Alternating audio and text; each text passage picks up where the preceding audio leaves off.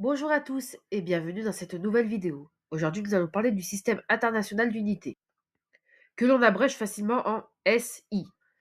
Il s'agit d'un système décimal d'unité de mesure qui a été adopté officiellement dans les années 60, et c'est un dérivé du système métrique qui avait été institué en France au cours de la Révolution française.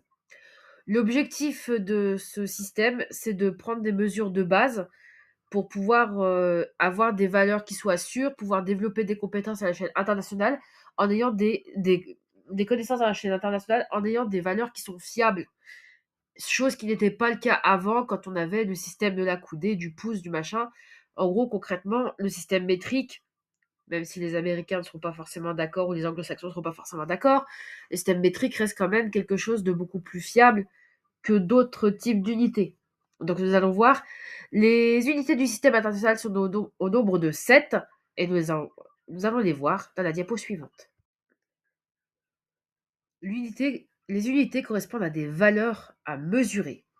Donc nous avons d'abord dans les mesures de distance le mètre, attention pas le kilomètre, pas le centimètre, le mètre qui va être l'unité de base. Ensuite, le kilogramme et non le gramme va permettre de mesurer des masses et notamment de la quantité de matière. Pour la mesure du temps, l'unité internationale est la seconde, pardon. La seconde, pas l'heure, pas la minute. Donc, soyez vigilants là-dessus.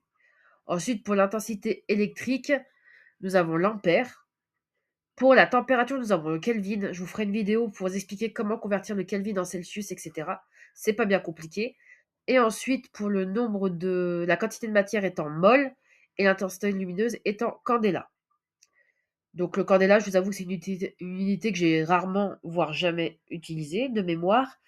Le Kelvin, vous en aurez besoin notamment dans les réactions thermodynamiques.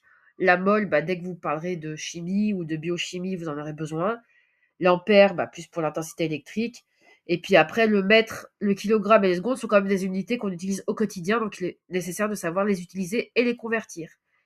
Voilà pour ce petit récap, j'espère que cette mini vidéo vous aura plu et je vous dis à très bientôt pour de nouvelles vidéos.